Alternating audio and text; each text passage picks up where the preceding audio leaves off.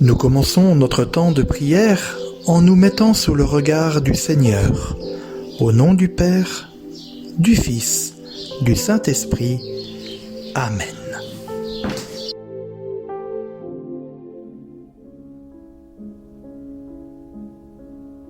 Seigneur Jésus, me voici devant toi aujourd'hui pour t'ouvrir mon cœur.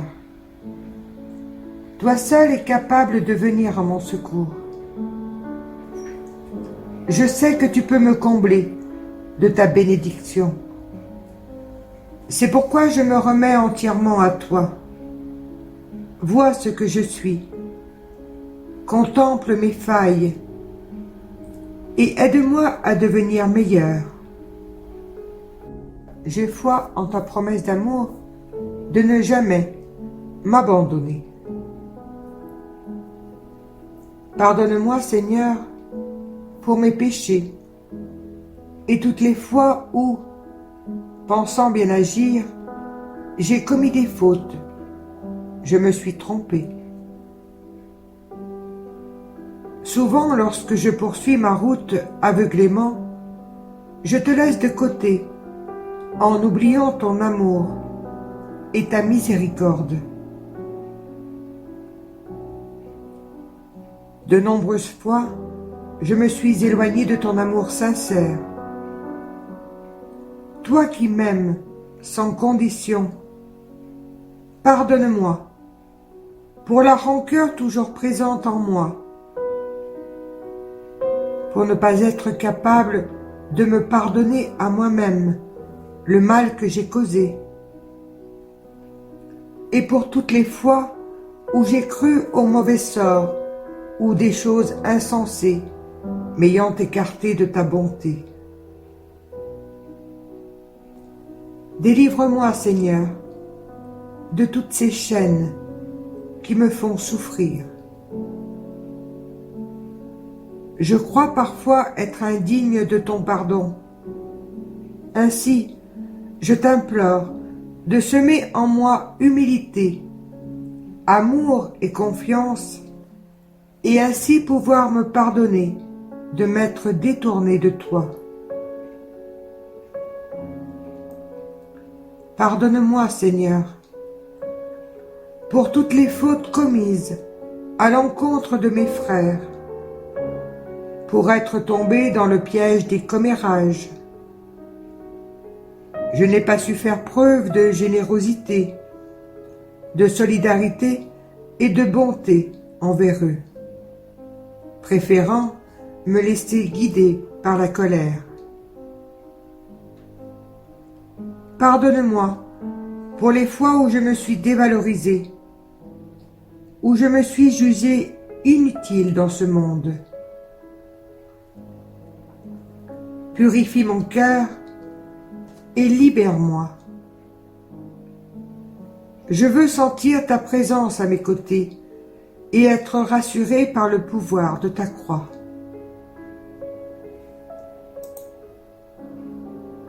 Toi seul me donnes la vie en abondance. Grâce à ton amour, je me sens pardonné, purifié et libéré. Donne-moi ta force et ton pouvoir, maintenant et pour les jours à venir. C'est avec ton amour et ton pardon que je peux avancer. Je veux sentir ta présence, ta paix et ta joie à chaque moment de ma vie. Mais surtout, envoie-moi ton Esprit Saint, consolateur, afin qu'il me guide et que je puisse cheminer à ta rencontre, confiant en ton pardon et en ton amour. Je me pardonne à moi-même. Je me pardonne par ton amour et ta bonté. Je me pardonne par ta croix et ta parole qui purifie et renouvelle toutes choses. Amen. Dans l'Évangile de Jésus-Christ selon saint Luc. Et voici que, ce même jour, 2 d'entre eux se rendaient à un village du nom d'Emmaüs, à 2 heures de marche de Jérusalem. Ils parlaient entre eux de tous ces événements. Or, comme ils parlaient et discutaient ensemble, Jésus lui-même les rejoignit et fit route avec eux. Mais leurs yeux étaient empêchés de le reconnaître. Il leur dit : « Quels sont ces propos que vous échangez en marchant ?» Alors ils s'arrêtèrent, l'air sombre. L'un d'eux, nommé Cléopas, lui répondit : « Tu es bien le seul à séjourner à Jérusalem qui n'ait pas appris ce qui s'est passé ces jours-ci. » « Quoi donc ? Leur dit-il.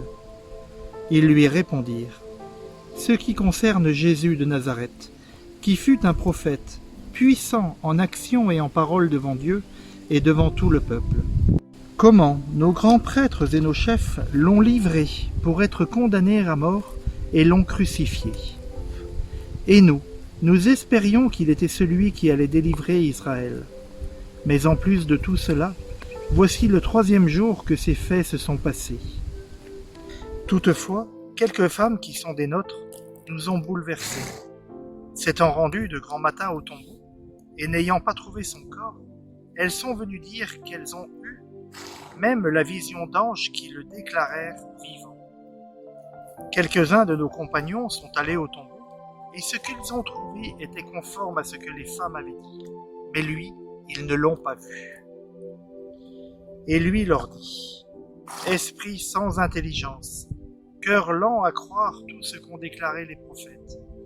Ne fallait-il pas que le Christ souffrit cela pour entrer dans sa gloire ?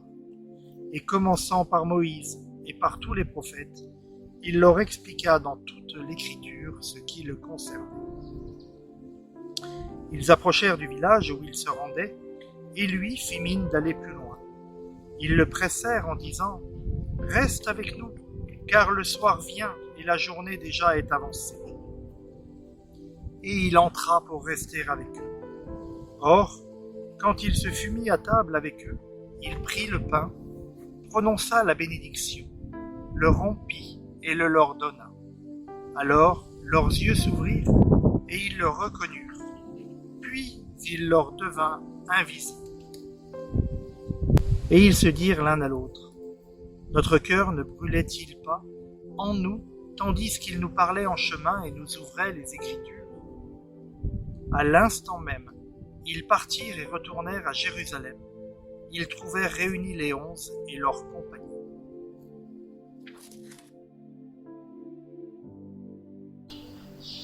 Avec les disciples d'Emmaüs, dans ce premier temps de ma prière, je prends le temps.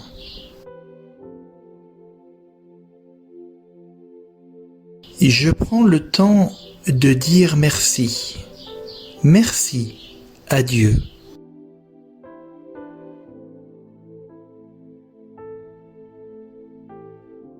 Merci pour ma vie. Merci pour mes joies.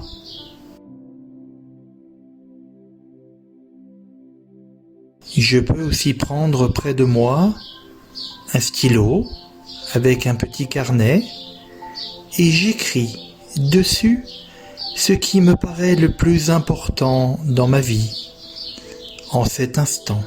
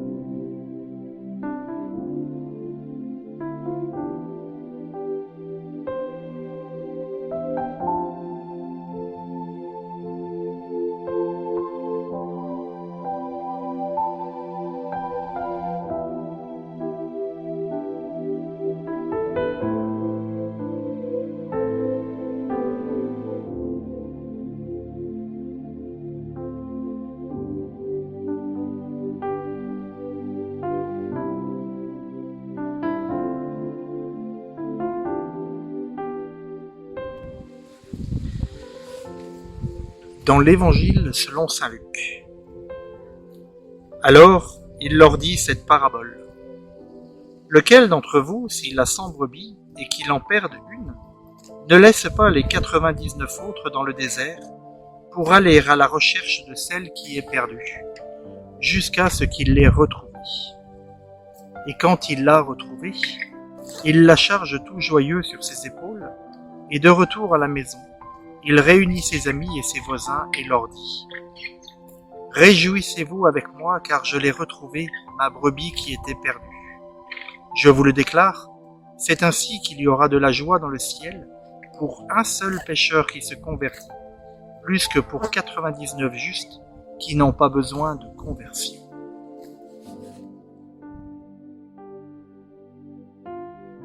Dans ce deuxième temps, avec le récit de la brebis perdue,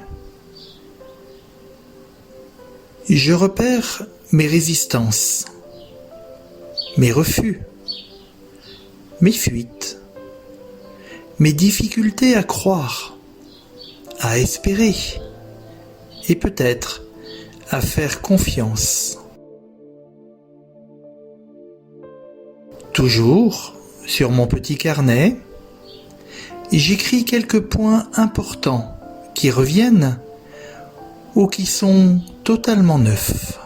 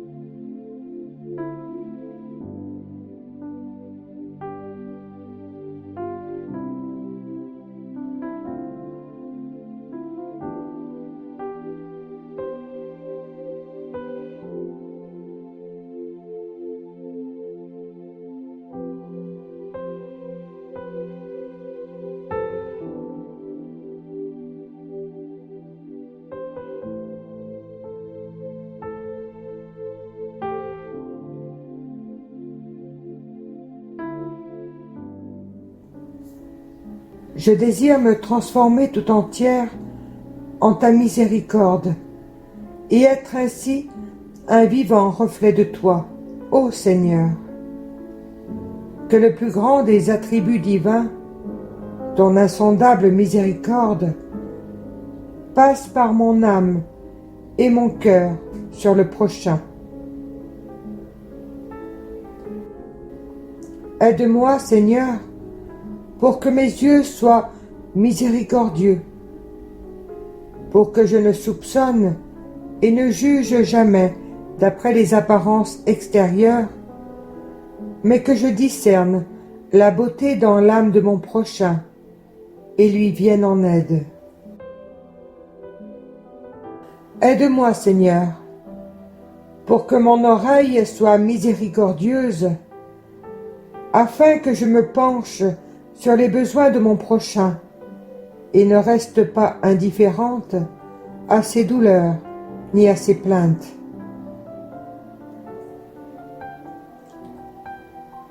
Aide-moi, Seigneur, pour que ma langue soit miséricordieuse, afin que je ne dise jamais de mal de mon prochain, mais que j'aie pour chacun une parole de consolation et de pardon.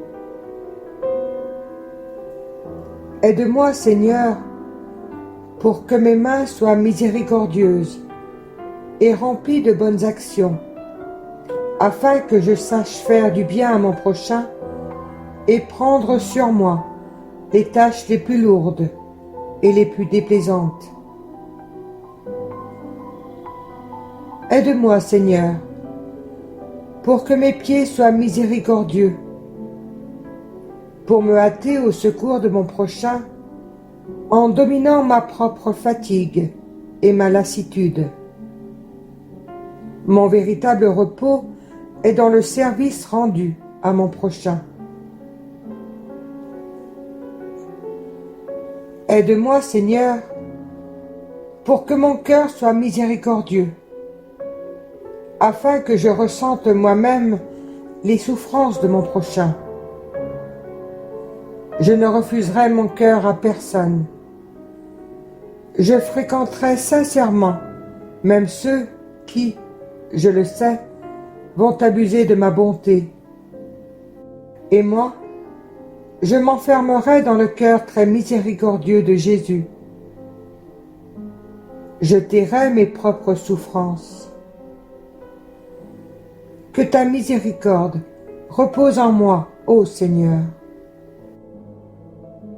Ô mon Jésus, transforme-moi en toi, car tu peux tout. Ô mon Dieu caché dans ce grand et divin sacrement. Jésus, sois avec moi à chaque moment, et mon cœur sera tranquillisé.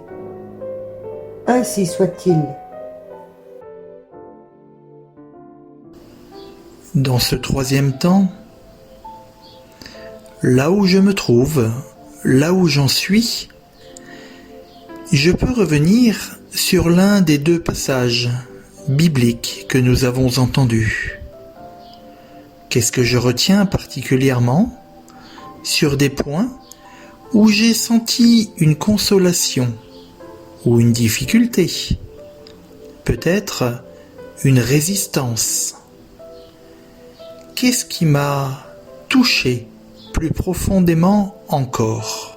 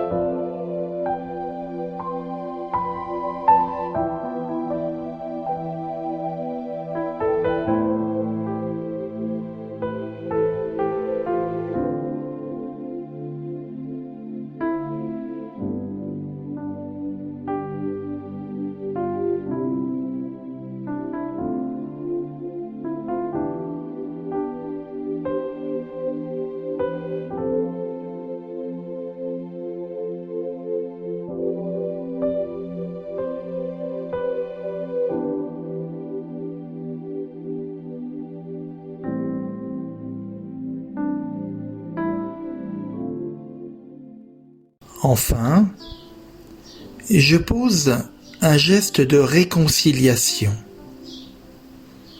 Par exemple, j'écris un message à une personne avec qui j'ai des difficultés, ou alors pour rompre un silence difficile. Je décide une visite qui permettra de renouer le contact après un long temps silencieux. Je décide de confier particulièrement telle personne au Seigneur. Je peux aussi me rendre disponible pour un service ou chercher un geste qui manifeste mon désir de conversion.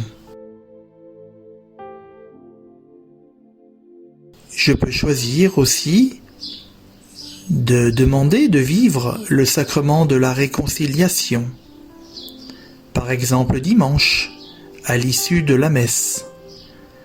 Le prêtre restera présent pour cela.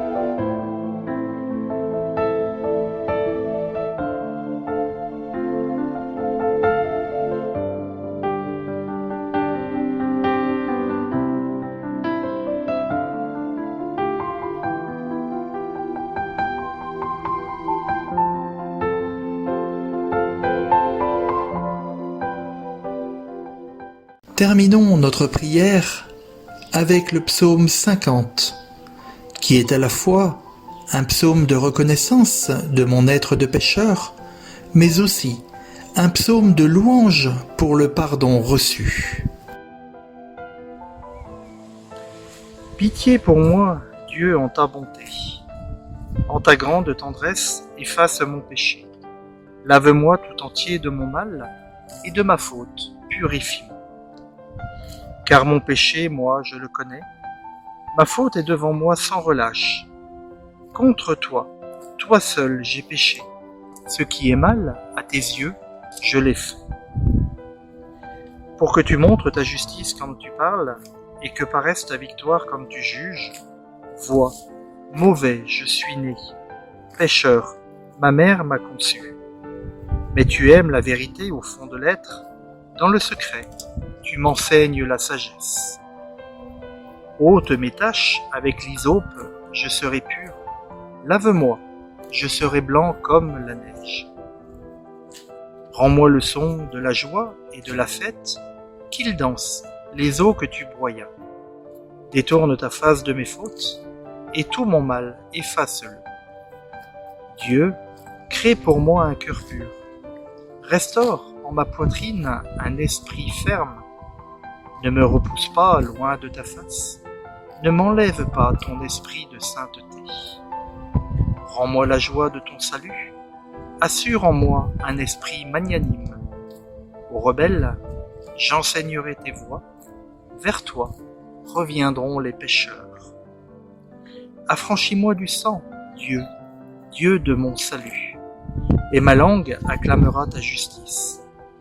Seigneur, ouvre mes lèvres, et ma bouche publiera ta louange. Car tu ne prends aucun plaisir au sacrifice. Un holocauste, tu n'en veux pas. Le sacrifice à Dieu, c'est un esprit brisé. D'un cœur brisé, broyé, Dieu, tu n'as point de mépris. En ton bon vouloir, fais du bien à Sion, rebâtis les remparts de Jérusalem. Alors, tu te plairas au sacrifice de justice, holocauste et totale oblation. Alors, on offrira des jeunes taureaux sur ton autel.